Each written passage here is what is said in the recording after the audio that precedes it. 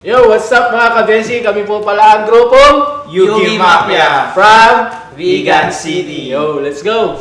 Hi guys, ako po si Emmanuel Abon, isa sa OG ng Yugi Mafia.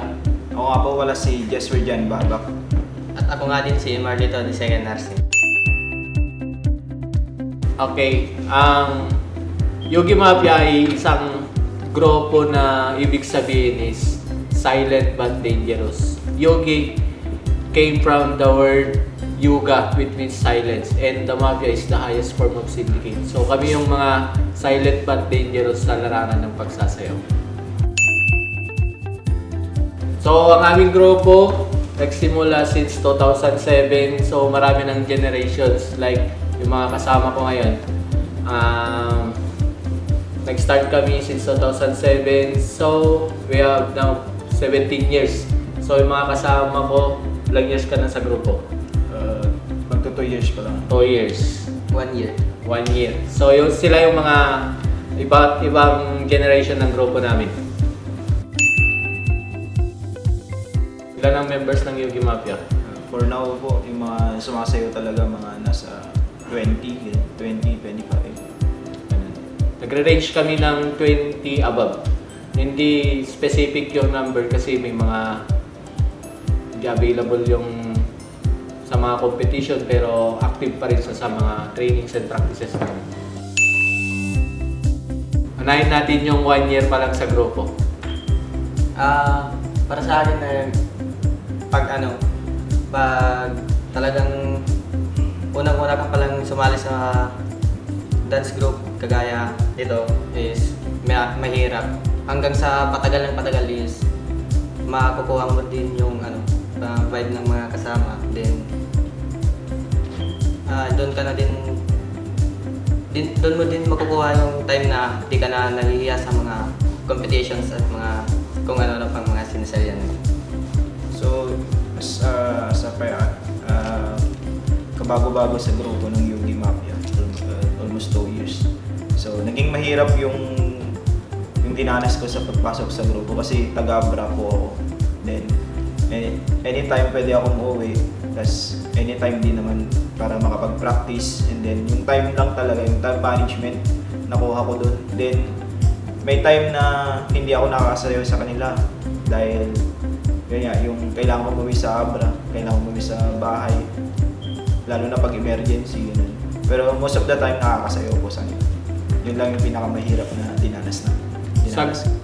Sa grupo namin, halos lahat ng sinabi ng mga kasama ko is ganun talaga yung experiences. Hindi lang sa grupo ng Yugi Mafia, kundi sa lahat ng mga grupo dito sa Vigan or all over the globe. Lahat yun yung mga dinadanas. Kailangan muna talagang mag-sacrifice, time management, kailangan mong pakitunguhan yung mga kasama. Kasi yun yung talagang tinuturing mong second family. Kailangan mo talagang magipag-communicate, kailangan mo ng maraming pasensya, sacrifice. Ang hirap ng isang grupo ay parang pumapasok din sa butas ng karayom. Kasi hindi ka mag-grow kung mababa ang pasensya mo, kung pala initin ang ulo mo. Dapat kung papasokin mo ang maging isang mananayaw, dapat andun yung talagang qualifications mo. Ang style ng Yugi Mafia, marami. But most especially is hip-hop. So, ang piyesa namin ngayon na sinasayaw namin is open style choreography. So, hindi na siya yung parang tulad dati ng mga generation na nadatnan ko as an OG. May mga techno jazz, mga iba't ibang style na mga sayawan like pop, rock, b-boy. Although nagbi-b-boy din kami, doon kami origin. Pero habang tumatagal kasi kailangan din namin mag-innovate, i-develop yung style namin, yung sayaw namin para makasabay sa mga other dance groups. Although yung mga other dance groups naman dito sa Ilocos and dito sa Vigan, nag-i-innovate na rin, nagde-develop na rin sila ng mga pyesa kumukuha na rin ng mga choreographers, nagpapaturo ng mga choreographers, nagpapa-critic ng mga choreographers, ganun. Based sa aming grupo, may kanya-kanya kaming mga inspirations, like unahin natin si Marlitz. Para sa akin mga inspiration, ang aking mga inspiration sa pagsayaw is yung unang-una, family ko. Pangalawa, si God. Siya yung tumutulong sa akin para mag-grow, and other is friends, relatives. Tsaka yung sa mga karelasyon ko noon at saka ngayon. Sa akin naman po, as a group na inspiration, other dance group, ang pinagkukunan ko talaga ng inspiration ay yung Philippine All-Star OGs, kasi sila yung nagmulat sa akin ng hip-hop style, yung advanced hip-hop style. Sila yung nagmulat na pakita ng totoong hip-hop. So, yung pagpasok ko pa lang sa unang grupo ko, hip-hop na talaga yung dinadanas ko na style dahil dun sa Philippine All-Star. Kaya thank you OGs, Philippine All-Star. Inspiration, noted na yung family, si God, mga loved ones, anak, mga moral support yun, noted na yun. Yun yung mga number one sa inspiration bakit namin pinupush ang pagsasayaw. Pero as a group dancers, ang inspiration namin ng mga grupo is tulad ni Jesper, yung Filipino Stars. Sila talaga yung nagbulat sa mga mananayaw dito sa Pilipinas. Yung kultura ng hip-hop, paano sayawin ang hip-hop, and the rest, yung mga iba't ibang mga dance groups na doon din kami kumukuha ng mga other inspirations, lalo sa mga word talk nila pag pumupunta sila dito, nagja-judge, papakritik kami. Doon kami nakakakuha ng mga inspiration, pinag-merge namin sa grupo, kaya yun, lalong nagiging motivational yung grupo namin at talagang inspired sa mga other groups. Talagang OGs na ng mga dance groups dito sa Pilipinas. Sa akin, yung pagpasok ko sa yogi, actually naghahanap pa nung nag-aaral na ako sa UNP. Naghahanap ako ng dance group. Una yung sa loob ng UNP. And then after that, parang kulang yung gusto kong mag-expand yung knowledge ko about dancing. And gusto kong ma-adapt yung culture ng dance competition dito sa Ilocos. Unang pumasok sa isip ko ay ang Yogi Mafia. And then sakto may kakilala akong Yogi Mafia na member. Then kinausap ko siya kung pwedeng sumali. Then hindi sila nagdalawang isip na ipasok ako. Then yung hinahanap ko na ugali ng isang dance group, isang solid na family dance, sa Yogi Mafia akong nahanap. Naging komportable ako sa kanila. Unang sabak, unang pagkakilala, parang ang solid yung naramdaman mo, komportable ako dito, gusto ko dito. Then yung naging experience ko sa pagpasok ng Yogi Mafia. Ako is, simula nung bata pa ako sa aming barangay, may napapanood na ako na dance group doon, which is yung simple grupo ng aking pinsan. So ayun, sumasayaw din ako. Pero mas ang gusto ko is mag-develop pa, kaya naganap ako ng pwedeng masasalihan. At yun nga, na una kong pasok doon din sa UNP, magkasama kami. Then may kakilala kaming dalawa na member ng Yogi. So kinausap niya ako kung gusto ko ba daw sumali. Then ako naman, sige, sure. Ayun, kaya akong nakasama dito sa Yogi. Nag-start ang grupo namin way back 2007 or mas malayo pa, mga 2004 ganun. Doon kami nag-start sa barangay namin. Ang Yogi Mafia nag-start sa barangay 6 sa Pagpandayan. Nagsimula kami sa b-boying, breakdancing. Kasi yung isang taga Pagpandayan, yung kuya niya na galing Manila, Montalban to be exact ng lugar. B-boy siya, pumunta dito. Kumbaga nag-stay siya dito ng matagal. At doon kami natuto na nag-breakdance, balancing, ganun. Hanggang sa nag-broaden yung utak namin na gusto namin makipag-compete. So, nag-start yung grupo namin sa pag-breakdance, compete lang sa barangay fiesta namin during May, month of May. Doon, kami yung laging nag-champion, kami mga taga-barangay, parang inter-barangay dance contest lang. And then, gusto namin din i-explore yung piyesa namin na kami lang yung gumawa sa mga other barangays until na time 2007, doon na yung nagsimula yung grupong Yugi Mafia, doon na nag-start, doon na nabuo. Paano kami nabuo sa isang prestigyosong dance competition din noon, doon kami na-start na nabuo ang Yugi Mafia. And yon yung mga generation to generation tulad ng kwento ni Marlies, kwento ni Jesper. Halos lahat ganun din yung mga experiences nila. Venus, Pluto, Mars, hindi joke. Manila, international stage ay national stage, Elite International Dance Competition. Yan pa lang yung pinakamalayong nasalihan ng grupo. And hindi buong grupo yun. Merge yun ng dalawang grupo. Kasama namin ang Crow Elbert noon at Yugi Mafia nag-combine. Unforgettable. Let's start with Marlies. Sa akin po yan, yung unforgettable is yung mga before contest, yung may mga di kami pagkakaintindihan, pero pero sa pagdating ng contest, binabaliwala namin yun para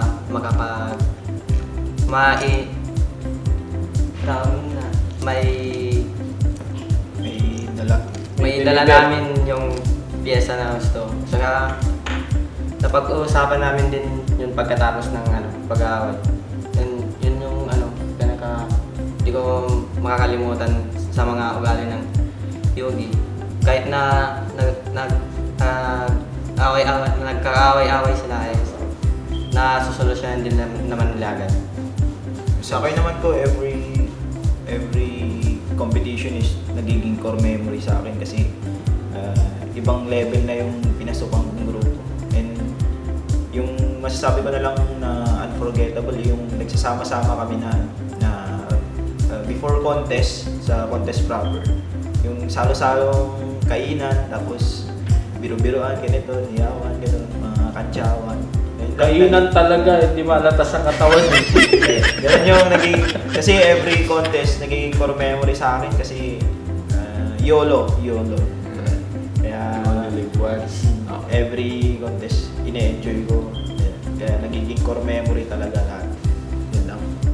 Ang pinaka the best na experience is nung first time namin sumayaw sa national TV, which is yung Showtime. Yun, pinaka the best na experience ko so far. Ang ganda ng experience, ang ganda ng moment. Yun yung isa sa pinaka solid na unforgettable experience ng grupo. Ako as a Yugi Mafia. And yung samahan, hindi nawawala yung samahan na yun eh.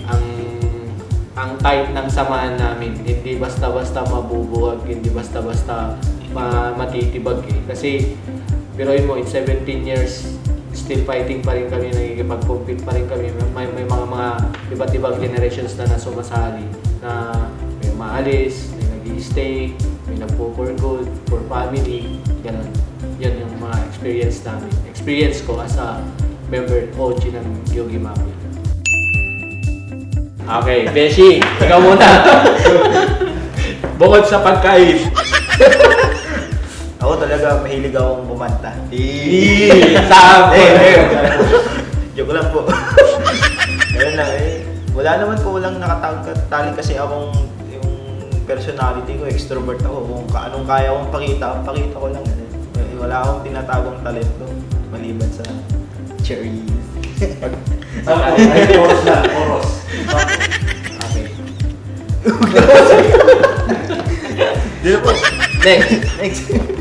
Ako wala talaga yung talagang pagsasayaw lang yung mas pinukusan ko, kaya yung mga ibang sports ko kaya di ko na dine-develop. Paano yung develop? Ay, Ako naman, hidden talents. So far, ito talaga yung talent ko pag sasayaw, pero may mga extra akong ginagawa like photo, vlogging, yan. And ano ba? Wala, yun lang eh. Pagpipitik lang, na-discover ko lang yung sarili ko na meron pala akong tinatagong ganitong talent about sa photography. Yan. Overwhelmed.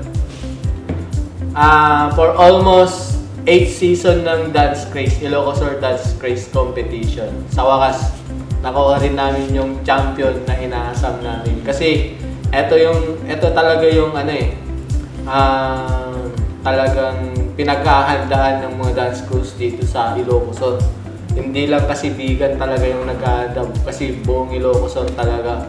And yung mga other schools na kasama dito sa Ilocos. So, yun yung ang sarap sa pakiramdam na for almost 8 season, pang-8 season, nakuha rin namin yung champion. Kayo? Sa akin, Chris, Ubeshi, as from Abra na bumaba dito sa Ilocos, naging masayong dinanas ko sa Ilocos Surf Festival kasi sobrang galing ng LGU ng PGIS kasi hindi nila sinasarado yung pintuan para sa mga dancer na katulad namin. Binibigyan nila ng pagkakataong may showcase yung talent. Kaya yun, ang ganda ng pagkikisama ng mga boss natin sa ating mga kapwa mananayaw, sa aming kapwa mananayaw, even sa singing, dancing, mga iba't ibang talent na skills na pinapakita din sa Ilocos Surf Festival. Kaya hanghanga ako na ganun yung kinalalabasan ng mga competition dito. Hindi nila pinababayaan yung talent talaga. Kasi talent talaga number 1 sa kung hindi ka sinuwerte sa pag-schooling mo, Daanin sa talent. meron kang sideline na talent, kaya ko pala to eh. Doon ako totoo. Yun lang po. Next. Ulit. ako talaga since last year, una kong sabak sa Kanawidan pa tawag doon. Last year pa. Kaso medyo malalakas yung mga kalaban. And then as nasa yogi ako, syempre masaya kasi big event yun. Una kong panalo, champion pa. Sana all.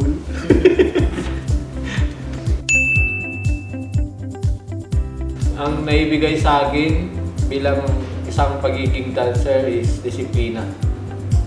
Kasi hindi ka, unang-una kung wala kang disiplina, hindi ka magtatagal sa isang grupo or hindi ka magtatagal sa pagiging isang dancer.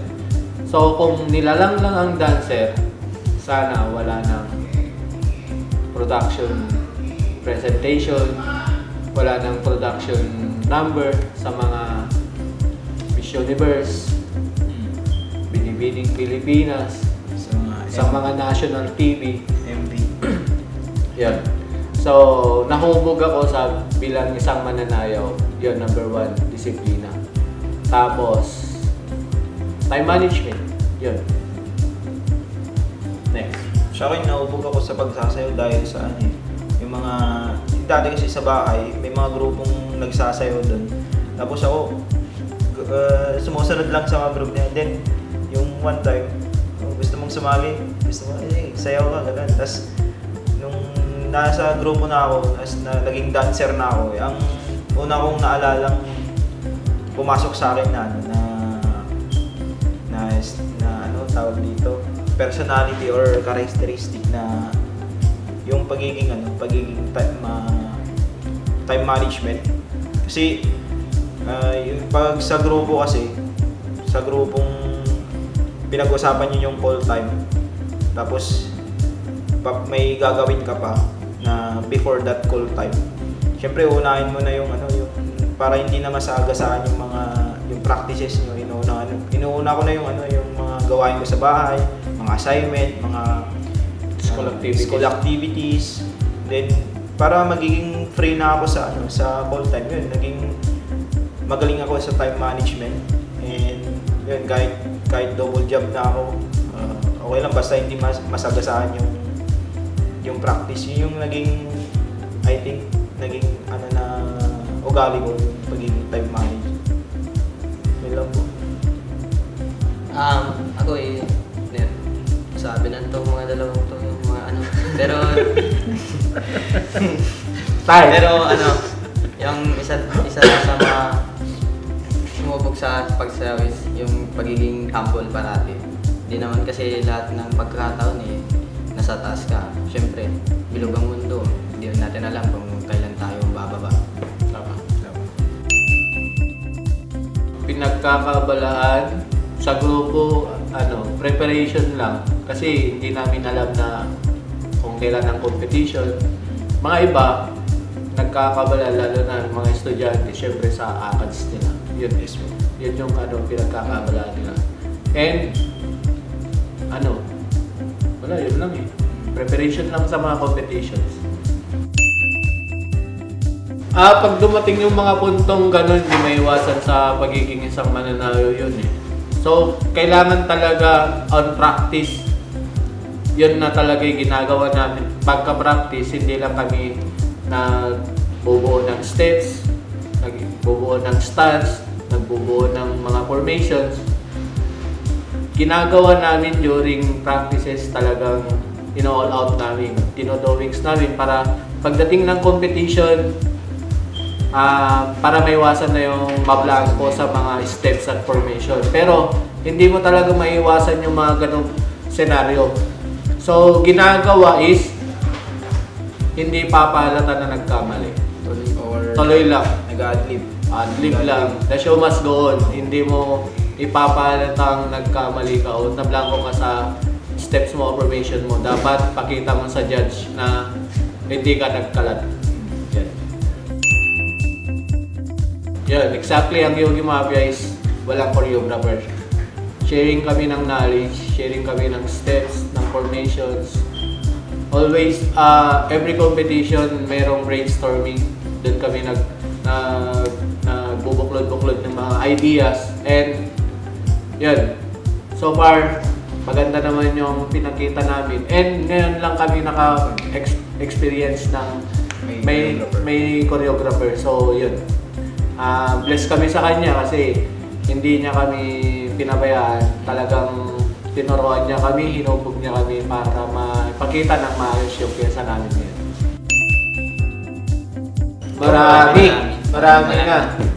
Since na kami yung laging nagre-represent ng Bigan sa mga dance competition outside Bigan or outside the province. Marami na kaming mga na-experience na nakakalaban na nagiging tropa namin, nagiging kaibigan namin. Kasi hindi tulad nung dating mga competition dati na kung kalaban mo sa dance floor, kalaban mo na rin sa personal. Tulad nung latest lang, may grupong kinausap namin sa Abra, which is yung grupo ko dun. Nag-merge, nagpa-fam. Kaya naging fam na namin yung Street Kings from Abra. Nagpa-fam na kami. Tapos every contest, kami yung nagsusuportahan. Vice versa na yun. Support. And even sa mga grupong taga Manila, La Union, Pangasinan, yung mga tropa na rin namin, hindi kami nagtuturingan na kalaban outside the dance floor. Talagang suportahan talaga. Kasi lahat naman ko is na diba? Mga dancer, magkalaban lang on stage pero backstage. Mga outside pamilya. dance floor, Mga pamilya. Parang ang ganda nga ng community, ang dance community dito sa Pilipinas. Kasi sa dance floor lang talaga naglalaban-laban. Sa dance floor lang, mabangis. Oo. Yan. Baka yan. Number 1. Yan yung talagang iniiwasan. At tulad nga nagsabi ko kanina, dapat may disiplina. Kasi kung meron kang disiplina, lahat yan magpapalo na yan. Kasi sa grupo namin ngayon, yung nagtitingin ng naglilinis ng pyesa o di kaya nagtitingin sa grupo namin, mas bata sa akin. Mas bata sa amin mga OG. Pero meron kaming disiplina, meron kaming respeto. Yun yung number 1. Talagang as a dancer dapat nandun, disiplina at saka respeto. Although hindi naman lang sa Yogi Mafia yun eh. Kahit sa ibang grupo, yun dapat yung Iiwasan na. yun yung ano, yun yung keywords mo. Yun yung kailangan mo sa pagiging isang dancer, disiplina at respeto. Ang talagang dream namin na makapunta is para may represent ang Pilipinas sa ibang bansa, which is WSB, World Supremacy Battlegrounds or Hip Hop International Dance Competition. Yun yung mga pangarap ng grupo. Ang lumapag sa International Dance Contest, Dance Competition. Advice. Since advice, ako na yung huli. Kasi ako yung OG. Start natin sa mga bago. Advice ko sa mga kagaya ko na nagsisimula pa lang. Push nyo lang. Mararating nyo din yung papangarapin nyo. Tsaka dapat yung disiplinahin nyo yung mga sarili nyo. Ganun. Sa akin, advice ko lang sa mga kabataan nagsisimula. Alamin nyo kung ano yung gusto nyo talaga, hindi yung sapilitan. And kung gusto nyo talaga, bigyan nyo ng time para ma-develop yung knowledge nyo, yung talent nyo sa pagsasayaw. Bigyan nyo ng time, pagtutuan nyo ng time para pagpasok nyo sa isang grupo, hindi sila mababadshot kung ano yung parang kunwari, pumasok ka tapos hindi mo pala gusto magsasayaw, parang trip mo lang. Siyempre mababadshot yung grupo na papasukan mo kasi hindi mo lang, trip mo lang yung pagsasayaw, sagrado yung pagsasayaw sa amin. So, trust the process, gano'n, trust the process, parang practice hanggang sa ma-perfect. Practice makes perfect, diba? Ganun lang. And then sa mga magulang, kung nakita yung nagsasayaw yung mga anak ninyo, pabayaan nyo sila kasi Support. walang halong mali dito sa pagsasayaw. Pinupush ka nilang pumunta sa tamang landas. Ang pagsasayaw, iniiwasan yung yung mga bisyo, droga, mga although umiinom naman kami pero hindi yung ginagawang libangan yung pag-iinom, hindi yung every night hindi po. Basta yung sa grupo, sa pagsasayaw, tinatamang landas niya po, hindi kanya pinapabayaan. Yun lang po yung advice ko sa mga nagsisimula. Sa akin, bilang OG, advice ko sa mga magsisimula at gustong tahakin ng isang pagiging dancer. Tulad ng sinabi ko kanina, kailangan mo ng disiplina, respeto. Pag nakuha mo yon, lahat na yon magpapalo na yon. And number 1, kung magiging dancer ka, kailangan mo rin mag-invest. Attend ka din ng mga workshops, trainings, seminars para hindi naman maganda yon para sa isang pagiging dancer, di kaya gustong pumasok sa pagiging isang dancer. Para at the same time, pag nakapag-attend ka na ng workshop, nag-invest ka ng workshop, training, seminars, investment mo yun eh. Sooner or later, magiging choreographer ka din, magiging coach ka din, magtuturo ka ng mga bata. May share mo rin yung knowledge mo pag ikaw naman yung nasa katayuan ko. Yun yung nagiging ROI niya, yung return of investment. Yun talaga, the best talaga yun. Dapat nasa iyo talaga yung disiplina, respeto. Humble. Dapat hindi malaki yung ulo mo. Number 1 yun. Dapat always be humble. Okay guys, mga kabeshi, sa mga gustong pumasok sa grupo namin, open na open po ang Junior Yogi Mafia.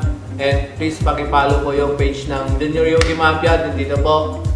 And please follow na rin po yung page namin na Yogi Mafia, dito po. And also, paki-follow na rin po yung yung page ko, Maning Pitik, and yung YouTube channel ko, Emmanuel Abon. Please subscribe, watch, and share. Yan lang po. Saan? Hi to my wife, Nori. Shoutout nga pala sa Bebekes ko. Yun nga po. And shoutout sa grupo ko sa Abra, Street Kings. Yung mga pam namin, KOS. Street Kings, SJ Bros, Supreme Royalty, shoutout, Ray. And Abra Dance Community. Kita-kits sa March Kita 2. March 5. March 5. Kita-kits sa March 5. Kawayan Fest. Alright. Shoutout sa, BBL Show. Ano? Magawa. And then shoutout sa Vapology Vape Shop, located at Sinabaan, Bantay, Ilocos Sur. Ito po ang Facebook page nila. Baka may Alright. libreng vape naman dyan. Create your own clouds. Let's go! Shout out sa pam namin, Yogi Mafia. Hindi na namin kayo isa-isahin. Basta buong family ng Yogi Mafia. Yes, sir. Shout out sa inyo guys. Yo! Yes, sir. Let's go!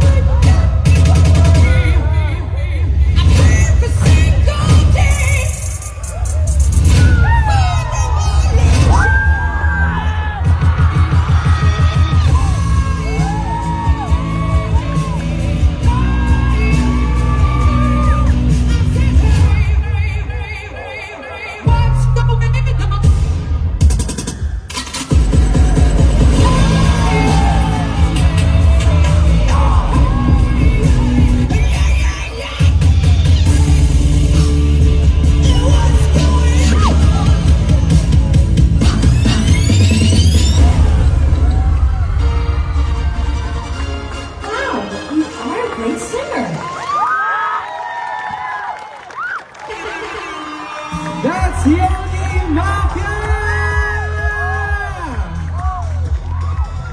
Akalain mo nga naman, nagsayawan na